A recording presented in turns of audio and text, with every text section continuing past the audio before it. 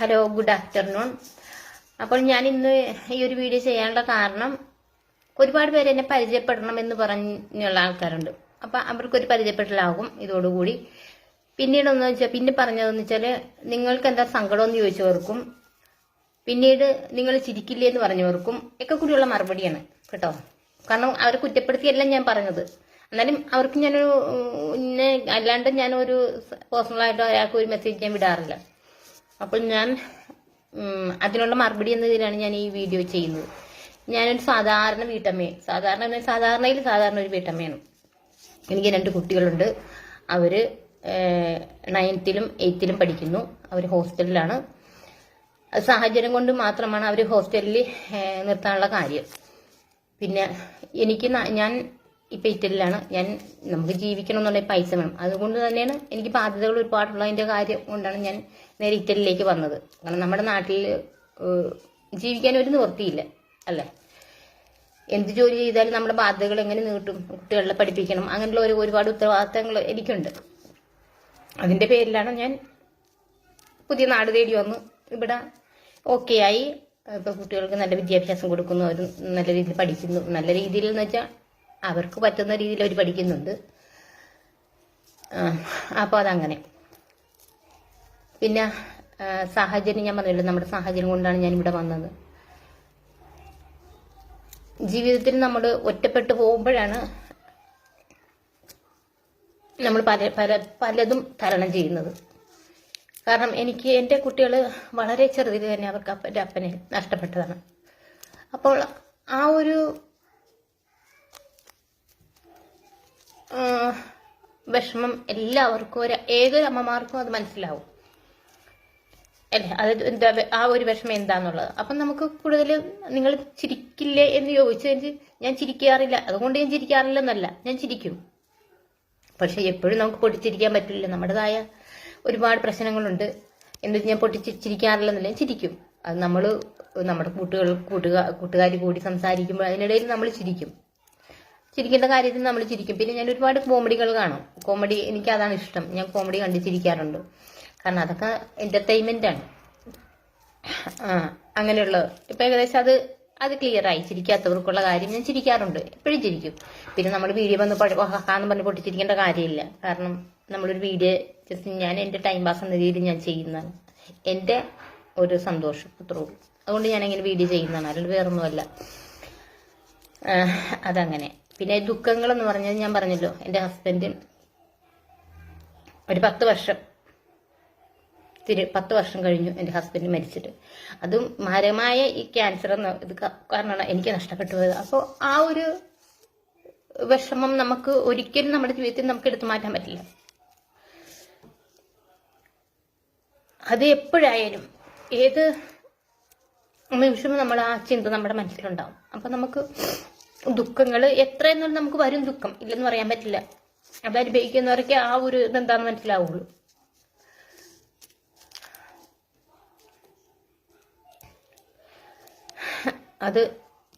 അതൊരു മെയിൻ കാരണമാണ്. കാരണം നമുക്ക് നഷ്ടപ്പെടുമ്പോഴാണ് നമ്മൾ ആ വേദന എന്താണെന്ന് നമ്മൾ മനസ്സിലാക്കുന്നത്. നമ്മൾ ചിരിച്ചു കളിച്ചും നടക്കുമ്പോൾ നമ്മളതൊന്നും അറിയുന്നില്ല. പക്ഷെ എന്നാലും നമ്മൾ ഒരു രാവും പകലും ഓർക്കാത്ത നിമിഷങ്ങളിൽ നമുക്കെല്ലാം ജീവിതത്തിൽ നമുക്ക് ഏറ്റവും ഇഷ്ടപ്പെട്ടതും എല്ലാം വെരി സ്പെഷ്യലായിരുന്നു അവര് അല്ലെ. എപ്പോഴും അങ്ങനെ തന്നെ ആയിരിക്കണം. നിങ്ങൾ ഓരോരുത്തർക്കും നമ്മുടെ ഹസ്ബൻഡ് ആയിരിക്കണം നമുക്ക് ഏറ്റവും സ്പെഷ്യൽ. അത് കഴിഞ്ഞിട്ടുള്ള ലോകമേ നമുക്ക് ഉണ്ടാവാൻ പാടുള്ളൂ എന്താണേലും.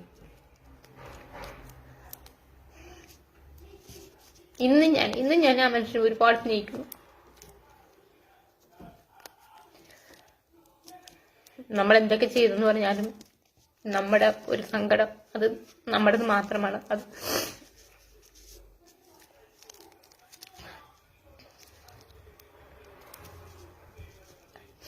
അപ്പൊ അത് വിട്ടു ആ ഒരു സങ്കടം ഇന്ന് നമുക്ക് ഒരിക്കലും മാറില്ല. നമ്മുടെ മനസ്സിൽ നിന്ന് അതുണ്ടാവും.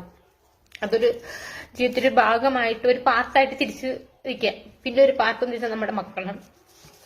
നമ്മൾ മക്കൾക്ക് വേണ്ടി ജീവിക്കുക എന്നുള്ളൂ. എന്നുവെച്ചാൽ എല്ലാ കാലം അവര് നമ്മളെ നോക്കുമെന്ന് എനിക്ക് വിശ്വാസമില്ല. അവർക്ക് നമ്മുടെ ഉത്തരവാദിത്തമാണ് നമ്മുടെ മക്കളെ വേണ്ട വിദ്യാഭ്യാസം കൊടുത്ത് അവരെ പഠിപ്പിക്കുക. അവരെ വളർത്താൻ പഠിപ്പിക്കുക എന്നുള്ളത്. ഞാൻ എൻ്റെ വിവാഹം കഴിഞ്ഞ് വന്നതിന് ശേഷം എനിക്ക് ശരിക്കും നടക്കാൻ പോലും അറിയില്ലെന്ന് വേണേൽ പറയാം. അത് എക്സാമ്പിൾ പറയുന്നത്, ഒരു റോഡിൽ കൂടി പോകണമെങ്കിൽ എൻ്റെ കൈ പിടിച്ച് എൻ്റെ ഹസ്ബൻഡ് നടക്കുള്ളൂ. കാരണം പുള്ളിക്ക് പേടിയായിരുന്നു. ഭയങ്കര ഒരു റോഡ് ക്രോസ് ചെയ്യാനും എല്ലാത്തിനും പുള്ളിക്ക് ഭയങ്കര പേടിയാണ്. എൻ്റെ കൈ പിടിച്ചുകൊണ്ട് നടക്കുള്ളൂ. അങ്ങനെ അത്ര ഇതിൽ ഞങ്ങൾ 5 വർഷം ജീവിച്ചു, വളരെ സന്തോഷത്തോടു കൂടി. അതിൻ്റെ ഇടക്കാണ് ഈ മാരകം, ഈ ക്യാൻസർ എന്ന് പറഞ്ഞ ഒരു വില്ലൻ ഞങ്ങളുടെ ജീവിതത്തിലേക്ക് കടന്നു വന്നത്. അതിനുവേണ്ടി ഞങ്ങൾ അനുഭവിക്കേണ്ട എല്ലാ കാര്യങ്ങളും എല്ലാം അനുഭവിച്ചു. ദുഃഖങ്ങൾ മാത്രമാണ് ഞങ്ങൾക്ക് ഉണ്ടായിട്ടുള്ളൂ. ഞങ്ങൾ ഒരുപാട് ദൈവത്തെ വിളിച്ചു. എൻ്റെ ഹസ്ബൻഡ് അസുഖം മാറാനും ഞാൻ പോകാത്ത സ്ഥലങ്ങളില്ല. ഒരുപാട് പ്രാർത്ഥനയ്ക്കും കാര്യങ്ങൾക്കും ഒക്കെ നടന്നു. അത് നമ്മുടെ വിശ്വാസമാണ്.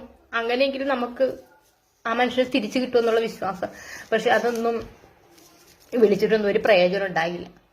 അങ്ങനെയാണെങ്കിൽ ഇപ്പൊ നിങ്ങൾ ഓർക്കുണ്ടാവും, അത് എന്നാ പിന്നെ മരുന്നൊന്നും കഴിക്കേണ്ട, ദൈവത്തെ വിളിച്ചുകൊണ്ടിരുന്നാൽ പോരല്ല.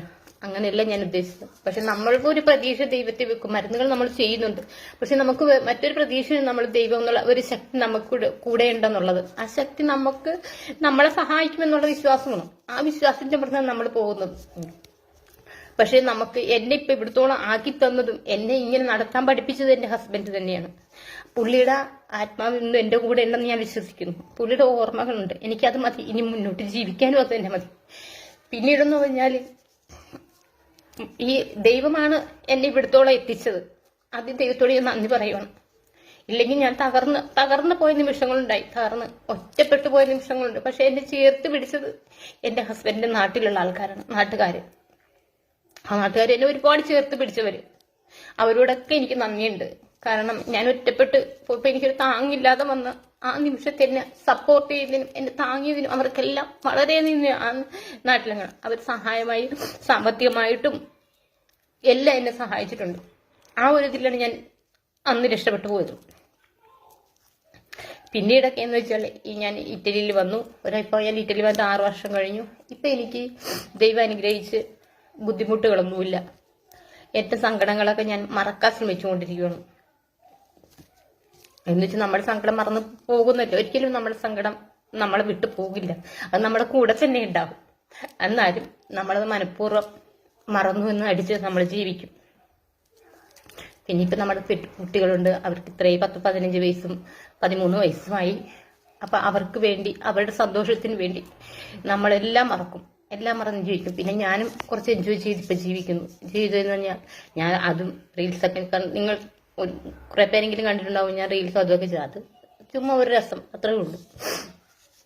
നമുക്ക് സന്തോഷം വേണ്ടി ജീവിതകാലം മുഴുവൻ നമ്മൾ സന്തോഷിക്കാണ്ട് എന്തിനാ ഇങ്ങനെ വേദനിച്ച് ജീവിക്കുന്നത്? നമുക്ക് കിട്ടുന്ന ചെറിയ ജീവിതമാണ്. ആ ജീവിതത്തിൽ നമ്മൾക്ക് സന്തോഷിക്കാൻ പറ്റുന്നത് നമ്മൾ സന്തോഷിക്കുക, അത്രേ ഉള്ളൂ. ഞാനത് അങ്ങനെ മാത്രമേ ഞാൻ കണക്കാക്കുന്നുള്ളൂ.